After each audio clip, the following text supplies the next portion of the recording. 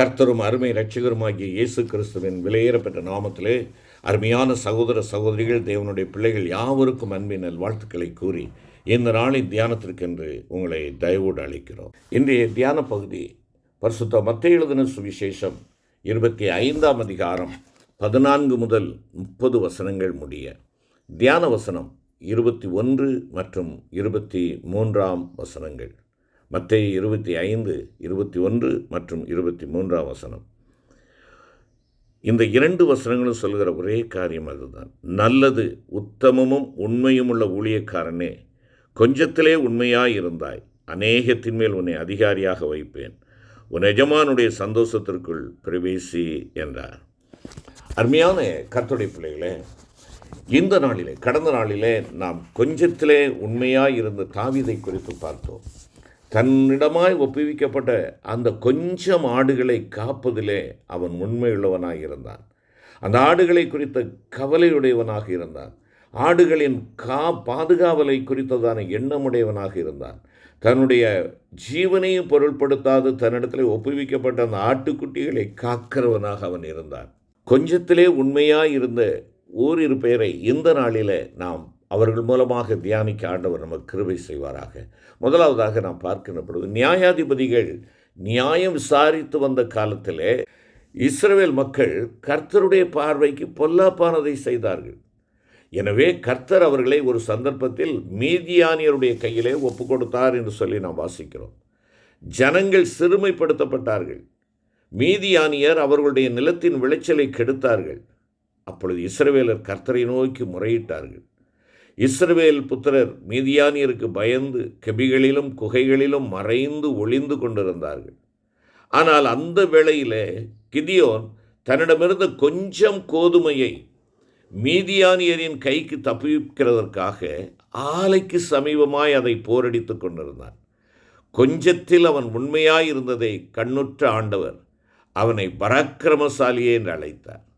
கர்த்தர் அவனை நோக்கி பார்த்து, உனக்கு இருக்கிற இந்த பலத்தோடு நீ போ, இஸ்ரவேலரை மீதியானியரின் கைக்கு நீங்களாக்கி ரட்சிப்பாய், உன்னை அனுப்புகிறவர் நான் அல்லவா என்பதாக ஆண்டவர் அவனிடத்தில் கூறியதை நியாயாதிபதிகள் 6ஆம் அதிகாரம் 14ஆம் வசனத்தில் வாசிக்கிறோம். அவனோ தனக்கிருந்த கொஞ்சம் பலத்தை பற்றி, என் ஆண்டவரே, நான் இஸ்ரவேலை எதினாலே ரட்சிப்பேன்? இதோ மனாசேயில் என் குடும்பம் மிகவும் எளியது, என் தகப்பன் வீட்டில் நான் எல்லாரிலும் சிறியவன் என்று கூறி அங்கலாய்க்கிறான். ஆனால் கர்த்தர் அவனுக்கு மறுமொழியாக, நான் உன்னோடே கூட இருப்பேன், ஒரே மனுஷனை முறியடிப்பது போல நீ மீதியானியரை முறியடிப்பாய் என்பதாக கூறுகிறார். அவனை தைரியப்படுத்துகிறார், அவனை பலப்படுத்துகிறார், உற்சாகப்படுத்துகிறார். தனக்கிருந்த கொஞ்சம் பலத்தில் கர்த்தருக்கு உண்மையாயிருந்த அவனை கொண்டு கர்த்தர் பெரிய காரியங்களை செய்தார். கர்த்தருடைய பட்டயம், கிதியோனுடைய பட்டயம் என்று இஸ்ரவேலர் ஆர்ப்பரிக்கத்தக்கதாக கர்த்தர் அவனுடைய பட்சத்திலிருந்து அவனுக்காக யுத்தம் செய்தார். அவன் மீதியானியரின் அதிபதிகளை கொன்று மீதியானியரை துரத்தி அவர்கள் மீது மகத்தான ஜெயத்தை பெற்றுக்கொண்டான் என்பதாக 25ஆம் வசனம் சொல்லுகிறது. அவன் இஸ்ரவேலரின் நியாயாதிபதியாகி 40 ஆண்டுகள் அவர்களை நியாயம் விசாரித்தான். அவன் நாட்களில் தேசம் அமைதலாயிருந்தது. என்னை கேட்டுக்கொண்டிருக்கிறேன் அருமையான சகோதரனே, சகோதரியே, நீங்களும் நானும், எனக்கு கொஞ்சம் பலன்தான் இருக்கிறது, என்னால் முடியாது, என்னால் மலையேற முடியாது, என்னால் மாடிப்படி ஏற முடியாது, என்னால் நடக்க முடியாது, ஆண்டவர்களுடைய வார்த்தைகளை சுமந்து செல்ல என்னால் இயலாது என்று சொல்லி பல காரியங்களை முன்னிறுத்துகிறோம் அல்லவா? உங்களுக்கு இருக்கிற கொஞ்சம் பலன், அதை ஆண்டவருக்கென்று உபயோகிக்கின்ற வேளையிலே தேவன் உங்களை பராக்கிரமசாலியாக மாற்றுகிறார். தேவன் உங்களை பராக்கிரமசாலியாக மாற்றுகிறார். கொஞ்சம் பலனாக இருக்கலாம். ஒருவேளை கொஞ்சம்தான் என்னால் முடியும் என்று சொல்லக்கூடிய திராணி உடையவர்களாக நீங்கள் இருக்கலாம். அந்த கொஞ்சத்தை ஆண்டவருடைய கரத்திலே கொடுங்கள். ஆண்டவரத்திலே கொடுக்கின்ற பொழுது ஒரு நோஞ்சானாக உங்களை ஆண்டவர் அழைக்கவில்லை, பராக்கிரமசாலி என்று சொல்லுகிறார். பராக்கிரமசாலி என்று சொல்லுகிறார். ஒருவேளை மற்றவர்களெல்லாரும் ஓடி ஒளிந்து கொண்டிருக்கின்றதான வேளையிலே தனக்கிருந்த கொஞ்ச பலத்தோடு தன்னுடைய விளைச்சலை காத்து கொள்வதற்காக அவன் செயல்படுகிறவனாக இருக்கிறான். கொஞ்ச பலன் அவரிடத்தில் இருந்தது. அந்த பலத்தை ஆண்டவர் என்ன செய்கிறார்? பெரிதாக்குகிறார். உனக்கு இருக்கிற இந்த பலத்தோட போ, நான் உன் கூட வருகிறேன். பலனாக, பலசாலியாக, தைரியசாலியாக நான் உன் கூட வருகிறேன். உன்னை அனுப்புகிறவர் நான் அல்லவா என்று சொல்லுகின்ற பொழுது நான் உன் கூட வருகிறேன் என்பது தான் அதனுடைய உள்ளார்ந்த பொருள். அருமையான சகோதர சகோதரி, எனக்கு கொஞ்சம் தானே இருக்கிறது, கொஞ்சம் அறிவு தான் இருக்கிறது, கொஞ்சம் காணிக்க தான், கொஞ்சம் காசு தான் இருக்கிறது, இல்லையென்றால் கொஞ்சம் தான் என்னால் செய்ய முடியும் என்று நீ கொஞ்சம் கொஞ்சம் என்று சொல்லி உன்னிடத்திலே எது உனக்கு கொஞ்சமாக இருக்கிறது என்று சொல்லுகிறாய், அந்த கொஞ்சத்தை ஆண்டவருக்கு என்று கொடு. அந்த கொஞ்சத்தை ஆண்டவருக்கு என்று கொடு. ஆண்டவர் உன்னை பலசாலியாக்குகிறார், உன்னை பலப்படுத்துகிறார், உன்னை பெருகச் செய்கிறவராக இருக்கிறார். இரண்டாவதாக நாம் பார்க்கின்ற பொழுது எலியாவின் நாட்களிலே ஒரு முறை தேசமெங்கும் பஞ்சம் உண்டாயிற்று என்று சொல்லி வாசிக்கிறோம். அப்பொழுது சாரிபாத் ஊரிலிருந்து ஒரு விதவியினிடத்திலே போகும்படி கர்த்தர் அங்கே எலியாவுக்கு கட்டளையிடுகிறார். ஆகவே எலியா ஆண்டவருடைய கட்டளையின்படி என்ன செய்கிறான்? சாரிபாத் ஊரில் இருந்த விதவையின் வீட்டிற்கு அவன் வருகிறான். அவன் அந்த பட்டணத்திற்குள் ஒலிமுக வாசலுக்குள்ளாக வந்த பொழுது அந்த எந்த வீட்டுக்கு ஆண்டவர் அவனை அனுப்புகிறாரோ அந்த விதவையான அந்த பெண்மணி அங்கே என்ன செய்கிறார்கள்? விறகு பொறுக்கி கொண்டு இருக்கிறார்கள் சமையல் செய்வதற்காக. அவர்களிடத்தில் வந்து எலியா அந்த அம்மையார் இடத்துல முதலாவது கொஞ்சம் தண்ணீரும் பின்பு கொஞ்சம் அப்பமும் தனக்கு கொண்டு வரும்படி கேட்கிறார்.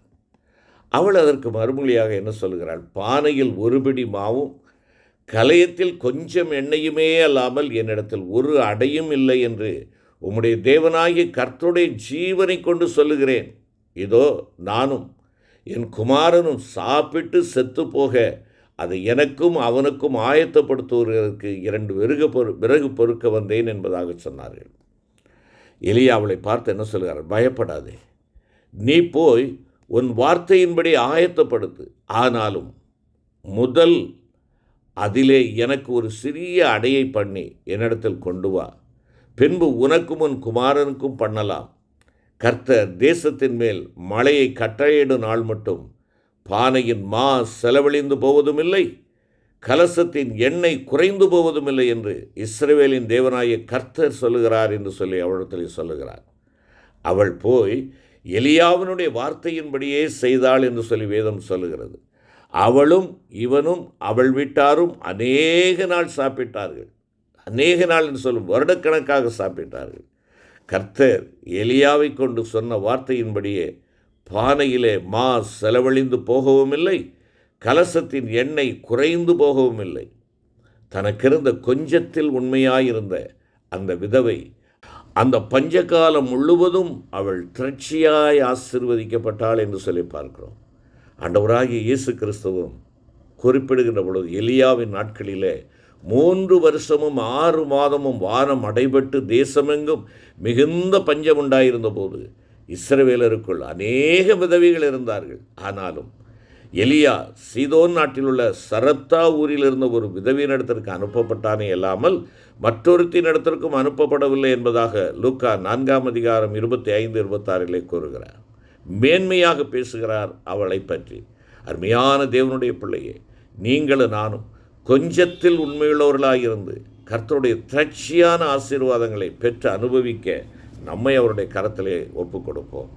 மூன்றாவதாக நாம் இங்கே பார்க்கின்றதான வேளையில் ஆண்டவராகிய இயேசு கிறிஸ்து கூறிய ஓமையில் 5 தாலந்துகளையும் 2 தாலந்துகளையும் எஜமானிடமிருந்து பெற்றுக்கொண்ட ஊழியக்காரர்கள் அவைகளை கொண்டு வியாபாரம் பண்ணி முறையே வேறு 5 தாலந்துகளையும் 2 தாலந்துகளையும் சம்பாதித்தார்கள். அவர்கள் இருவரையும் நோக்கி எஜமான் தனித்தனியே, நல்லது, உத்தமமும் உண்மையுமுள்ள ஊழியக்காரனே, கொஞ்சத்திலே உண்மையாயிருந்தாய், அநேகத்தின் மேல் உன்னை அதிகாரியாக வைப்பேன், உன் எஜமானுடைய சந்தோஷத்திற்குள் பிரவேசி என்பதாக கூறுகிறார். ஆனால் எஜமானிடமிருந்து 1 தாலந்தை பெற்றுக்கொண்டவனோ அதை புதைத்து வைத்து நியாய தீர்ப்புக்குள்ளானான் என்பதையும் அங்கே நாம் பார்க்கிறோம். அவனைப் போல நாம் கர்த்தர் நமக்கு தந்திருக்கிற கொஞ்சத்திலே உண்மையற்றவர்களாக இருந்து பொல்லாதவனும் சோம்பலுமான ஊழியக்காரனே என்ற தீர்ப்பை அவரிடமிருந்து அடைந்து கொள்ளாதபடிக்கு வெகு ஜாக்கிரதையாக இருக்க நாம் அழைக்கப்படுகிறோம். அழுகையும் பற்கடிப்பும் உண்டாயிருக்கும் புறம்பான இருளிலே அவன் தள்ளப்பட்டான் என்பது நம் ஒவ்வொருவரையும் எச்சரிக்கக்கூடிய ஒரு வார்த்தையாக இருக்கிறது என்பதை நீங்களும் நானும் உணர்ந்து கொள்ள வேண்டும். அருமையான தேவ பிள்ளைகளே, ஏனோ தானோ என்று நம்முடைய காலத்தை கழிக்காது. தேவனுக்கு நாம் உத்தரவாதிகள். தேவனுடைய சமூகத்தில் கணக்கு கொடுக்க வேண்டியவர்கள். நாம் பெற்றிருக்கிற ஒவ்வொரு நன்மைகள், ஒவ்வொரு ஆசீர்வாதங்கள், பெரிதோ சிறிதோ, ஒருவேளை உலகத்தின் பார்வையில் அது பெரிதாக இருக்கலாம். ஆனால் ஆண்டவர் உங்களுக்கும் எனக்கும் நாம் சம்பாதிக்கத்தக்கதாக, நாம் பயன்படுத்தத்தக்கதான விதத்தில் நம்ம ஒவ்வொருவருக்கும் ஆண்டவர் கிருபைகளை கொடுக்கிறார். அந்த கிருபையை வீணடிப்போம் என்றால் ஒரு நாளிலே நாம் கண்ணீர் விட வேண்டிய சூழ்நிலை வந்துவிடும். கவனத்தோடு இருப்போம். கர்த்தர் நம்மிடம் ஒப்புவித்திருக்கின்ற கொஞ்சத்தில் நாம் அவருக்கு முன்பாக உண்மையுள்ளவர்களாக இருப்போம். நம்மை ஆண்டவரே கொஞ்சத்தில் உண்மையாக இருக்க எனக்கு ஒவ்வொரு நாளும் என்னை கரம் பிடித்து வழிநடத்தும் அப்பா என்று சொல்லி அந்த சவால் நிறைந்த பாதையிலே நாம் தேவனை மகிமைப்படுத்தி செல்ல ஆண்டவர் நமக்கு கிருபை செய்வாராக. ஆமேன். கிருபை நிறைந்த ஆண்டவரே, நீர் எங்களுக்கு கொடுத்திருக்கிற பெரிதோ சிறிதோ ஒவ்வொரு ஆசீர்வாதங்களையும் நாங்கள் ஞானமாய் அவைகளை உபயோகிக்கத்தக்கதாக ஆண்டவரே, நாங்கள் அவைகளிலே உண்மையோடு காணப்பட எங்கள் தேவன் விரும்புகிற உண்மை உத்தமம் எங்களுடைய வாழ்வின் எல்லா பகுதிகளிலும் காணப்பட, அது கொஞ்சத்திலேயும் நாங்கள் உண்மையாக இருக்க ஆண்டவரே எங்களுக்கு அனுக்கிரகம் தாரும். உம்முடைய பலனின்றி நாங்கள் விழுந்து விடுவோம் அப்பா. கொஞ்சத்திலே உண்மையுள்ளவர்களாக இருந்து உம்மை மகிமைப்படுத்த, உம்முடைய சாட்சிகளாக ஜீவிக்க எங்களுக்கு பலன் தாரும். மீட்பர் இயேசு கிறிஸ்து மூலம் வேண்டிக் கொள்கிறோம் நல்ல பிதாவே. ஆமென்.